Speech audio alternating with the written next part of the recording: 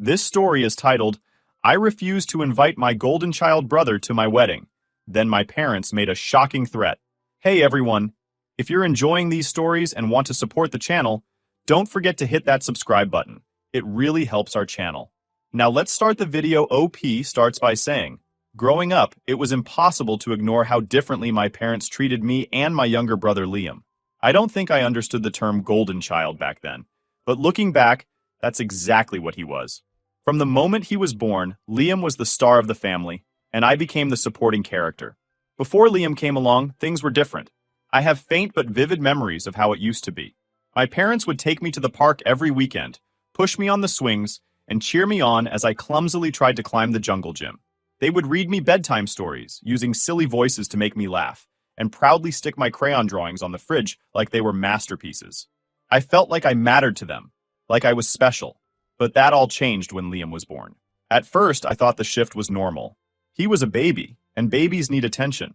But as Liam grew older, it became clear that he wasn't just the baby of the family. He was the family. Everything revolved around him.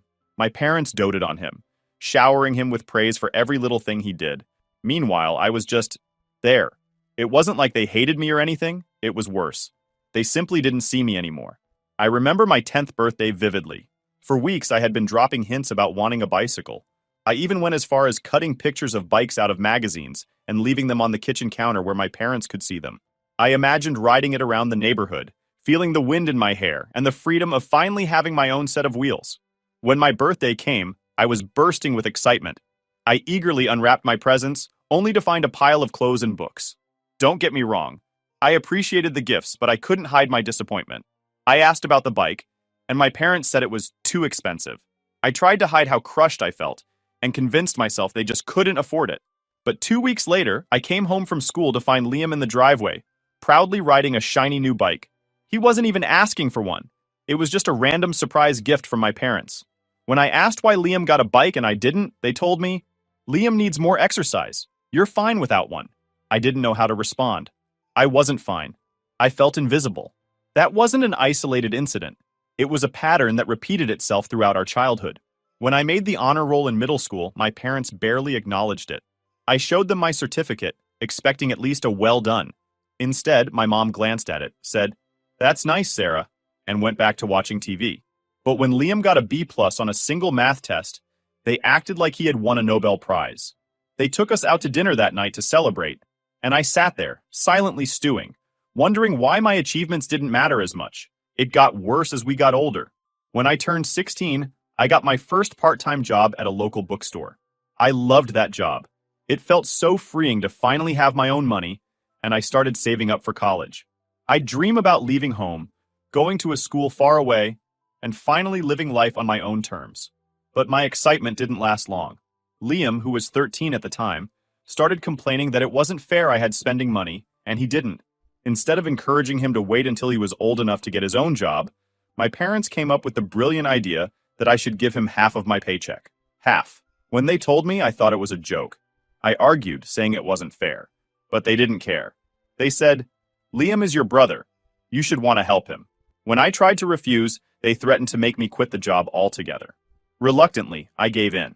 Watching half of my hard-earned money disappear every month so Liam could buy video games and junk food was infuriating. This wasn't just about money, though. Liam felt entitled to everything I had. He would borrow my clothes without asking, mess with my electronics, and even take my car after I got my license. If I ever complained, my parents would side with him.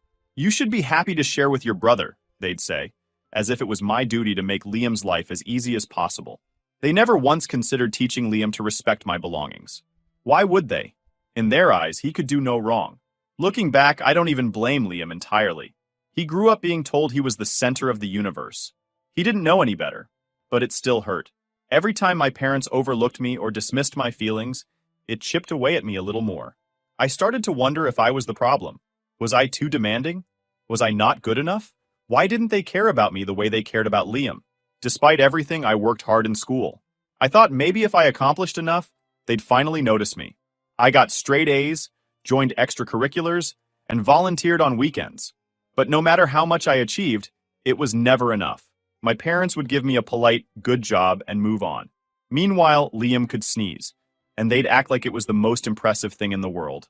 I wasn't just hurt. I was angry. Angry at Liam for being the golden child. Angry at my parents for making me feel like I didn't matter. And angry at myself for still craving their approval after everything. As much as I tried to ignore it, the favoritism left scars. It shaped how I saw myself and how I approached relationships. I became fiercely independent, determined not to rely on anyone else for validation. But deep down, I carried that sense of not being enough. No matter what I did, a part of me always felt like the little girl who didn't get a bike for her birthday. By the time I was 18 and heading off to college, I'd accepted that my family wasn't going to change. My parents' favoritism toward Liam wasn't just a phase. It was the foundation of our family dynamic. I had spent my teenage years trying to prove myself to them, but nothing worked. At that point, I was done trying to impress them, and I focused on getting out.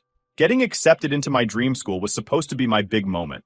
I'd worked hard for it, balancing extracurriculars, volunteer work, and a part-time job, all while keeping my grades up. I got a partial scholarship, which meant I wouldn't have to rely on my parents for much financial support. When the acceptance letter arrived, I was over the moon. I rushed to share the news with my parents, imagining for just a second that they might finally be proud of me. Their reaction was underwhelming, to say the least. My mom glanced at the letter and said, "That's nice, sweetie," before going back to her crossword puzzle. My dad barely looked up from the TV. "Good for you," he said, as if I'd just told him I'd finished cleaning my room. Any hope I had of them celebrating my achievement was immediately crushed. A few years later, when Liam got into a community college, the difference in their reactions couldn't have been more stark. They threw him a huge party, complete with catering and decorations. I remember standing in the corner of the living room during the party, watching everyone gush over Liam like he'd just been accepted into an Ivy League school. I felt invisible. Still, I was determined to make the most of my time in college. I got a second job to help cover my expenses and saved every penny I could. Photography became my escape. I'd always loved taking pictures, and my photography class quickly became the highlight of my week. My professor even encouraged me to enter some of my work into local competitions. I decided to save up for a high-quality camera, something that would allow me to take my photography to the next level. For months, I worked extra shifts and skipped out on little luxuries like coffee runs or dinners out with friends. It wasn't easy, but the thought of finally buying that camera kept me motivated. I even created a budget and tracked every dollar I saved. When winter break rolled around, I went home excited to finally make the purchase. I was staying with my parents for a couple of weeks, and I planned to head to the store on my next day off. But when I went to check the cash I'd been stashing in my old desk drawer, I immediately noticed something was wrong. A huge chunk of it was missing. At first, I thought I must have miscalculated. I counted the remaining money 3 times, hoping I'd somehow made a mistake. But deep down, I already knew what had happened. Liam had taken it.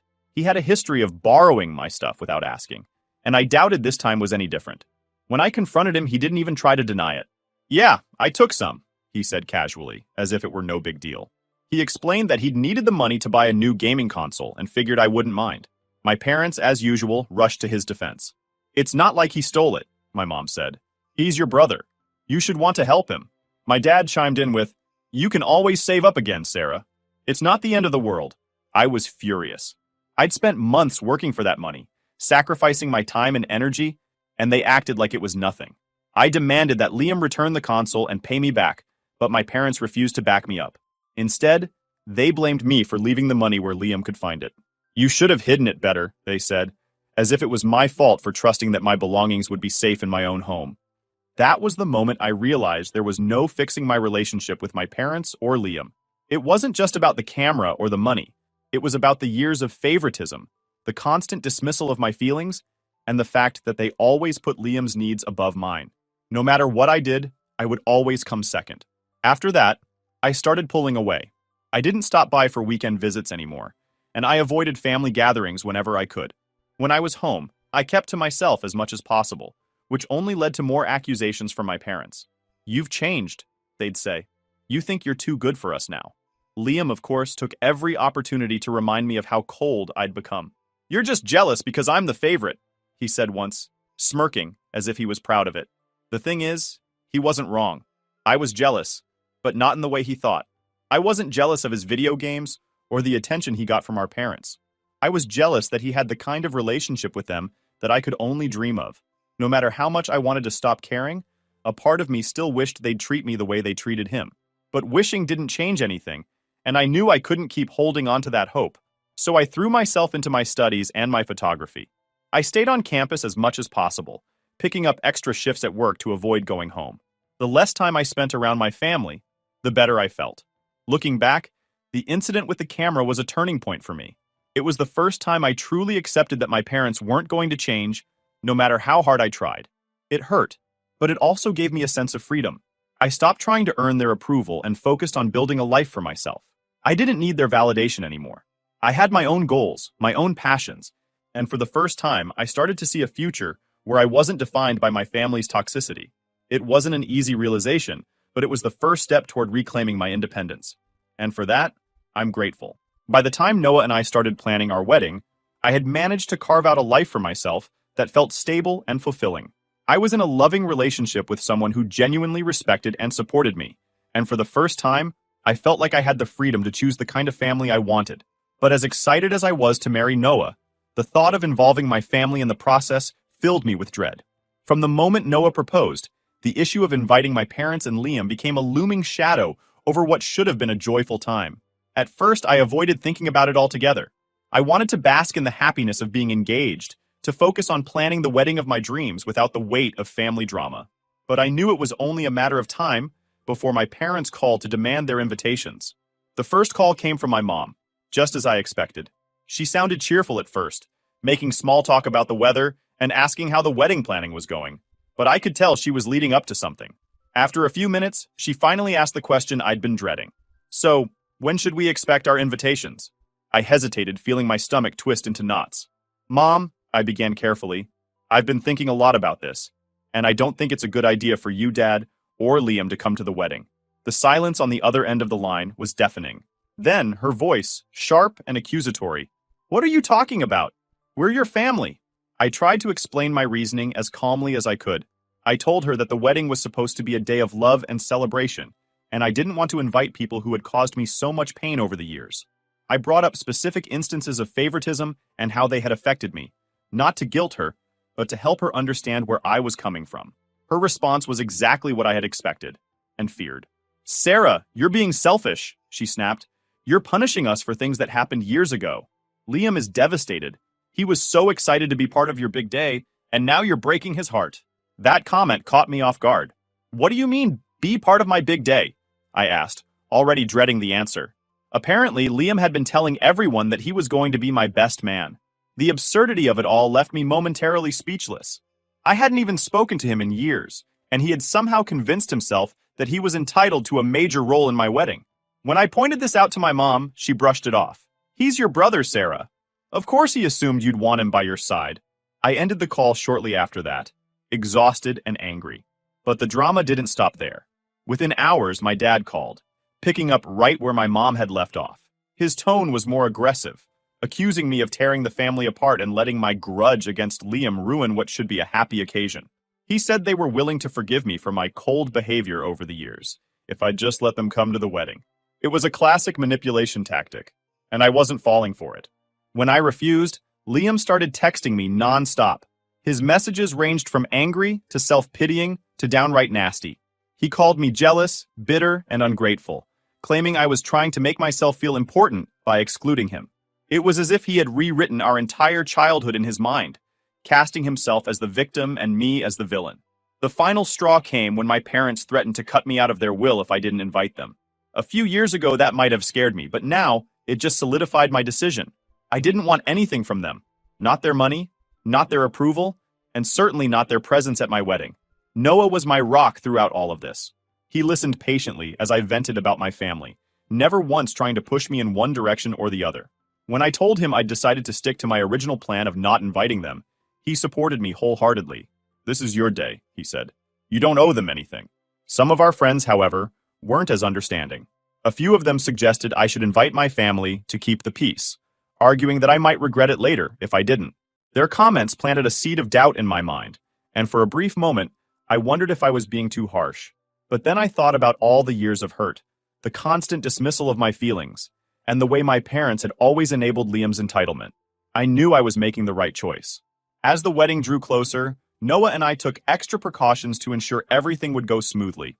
We hired security for the venue, just in case my family decided to show up uninvited, and we password protected all our vendor accounts to prevent any last-minute sabotage. It felt ridiculous to have to take these steps, but I wasn't about to let them ruin my special day. Despite the stress of dealing with my family, wedding planning with Noah was a joy.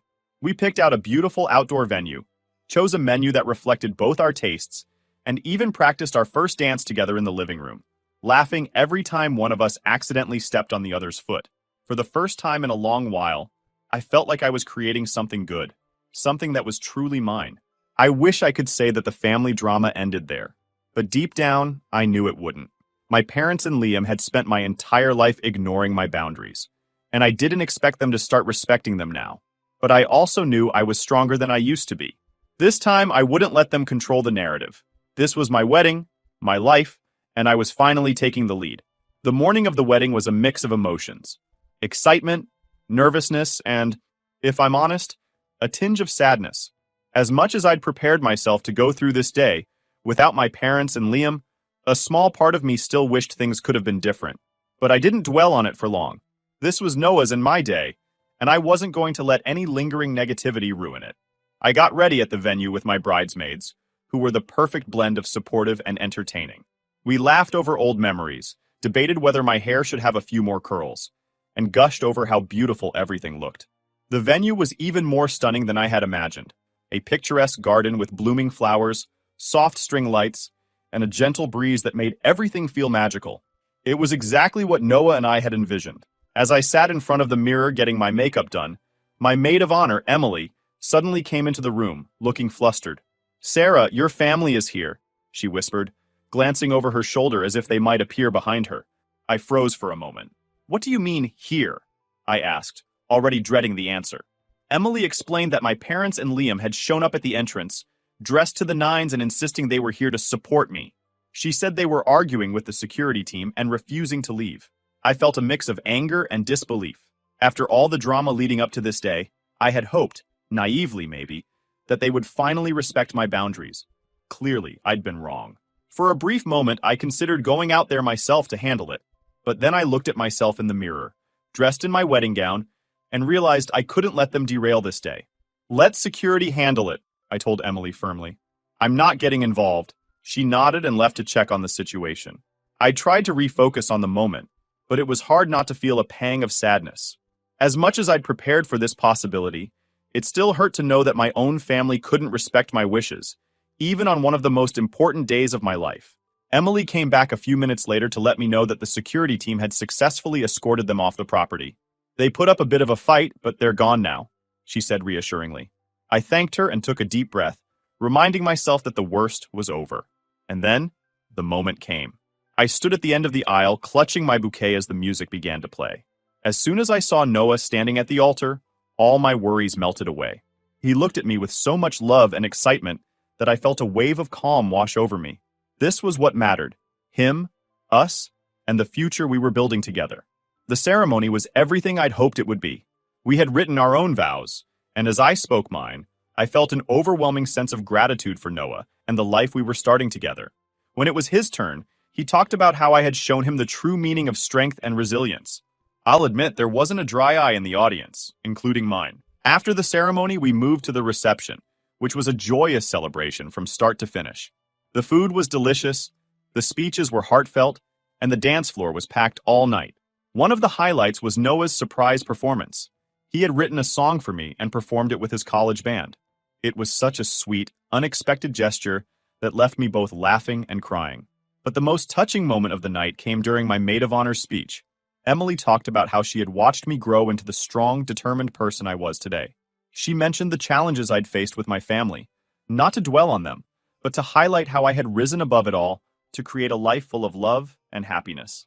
Her words brought tears to my eyes, and for the first time in a long while, I felt truly seen and understood. Throughout the night, I was surrounded by people who genuinely cared about me. Noah's family was as warm and welcoming as ever, treating me like I had always been one of their own. His mom even pulled me aside at one point to tell me how proud she was of me. "You're such an incredible woman, Sarah," she said, squeezing my hand. "Noah is lucky to have you, and so are we." Hearing those words meant more to me than I could express.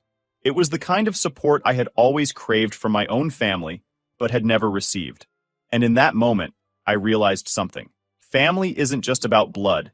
It's about the people who show up for you, who love you unconditionally, and who celebrate your happiness as if it were their own. As the night went on, I couldn't help but reflect on how far I'd come. There was a time when I might have let my family's behavior ruin this day. I would have bent over backward to please them, even at the expense of my own happiness. But not anymore. I had grown, learned to set boundaries, and found the strength to prioritize myself and my well-being. Toward the end of the night, as Noah and I danced together under the twinkling lights, he leaned in and whispered, "I'm so proud of you."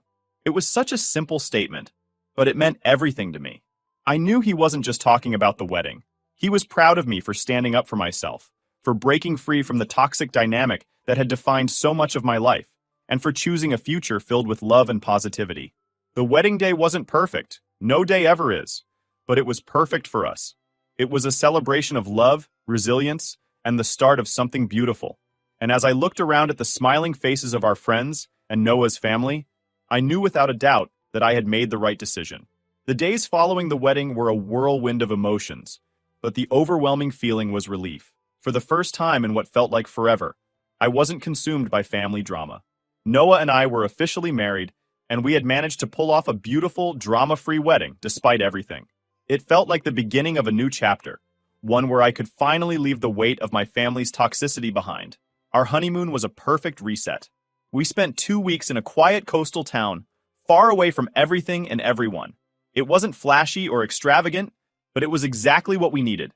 We spent our days walking along the beach, exploring local cafes, and just enjoying each other's company.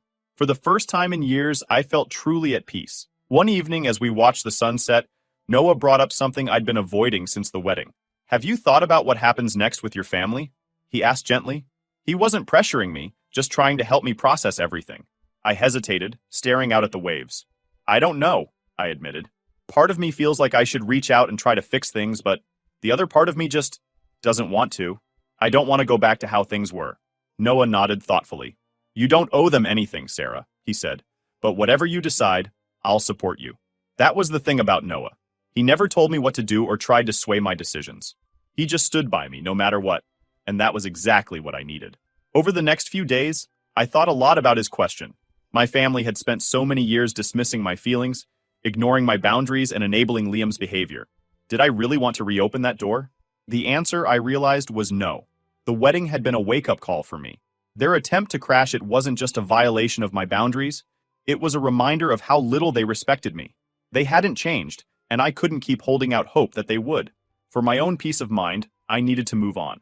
When we got back from our honeymoon, I made the difficult decision to block my family's numbers and social media accounts.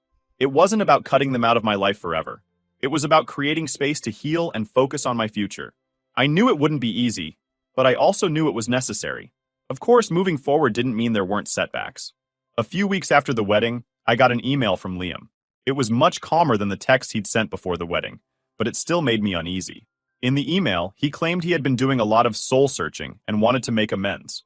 He even acknowledged some of the ways he had hurt me in the past, like taking my camera money and downplaying my achievements.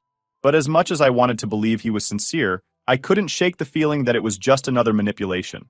After all, this was the same person who had tried to crash my wedding. I replied politely, thanking him for the apology, but making it clear that I wasn't ready to reconnect. My parents, on the other hand, didn't even try to reach out directly. Instead, they went through extended family, spinning their own version of events. I heard from an aunt that my mom had told everyone I was having a mental breakdown and pushing the family away. Another relative tried to guilt me into reconciling, saying my parents were heartbroken and just wanted their daughter back. I had to remind myself that this was exactly why I had created distance in the first place. My family had spent years dismissing my feelings, and now they were doing the same thing, only louder and with more people involved. It hurt, but it also reinforced that I had made the right decision. Through it all, Noah was my anchor. Whenever I felt overwhelmed or started to doubt myself, he was there to remind me of how far I'd come. "You're stronger than you think," he told me one night as we sat on our couch, the city lights twinkling outside. "You've built this amazing life for yourself, Sarah. Don't let anyone take that away from you." And he was right. For the first time in years, I felt like I was in control of my own life. I wasn't living for my family's approval or trying to fix relationships that had never been healthy to begin with. Instead, I was building a future with someone who loved and respected me for who I was. Moving forward didn't mean forgetting the past. It meant learning from it and choosing a different path. And that's exactly what I was doing. I didn't know what the future held, but for the first time, I felt hopeful. Because this time, I was the one writing the story.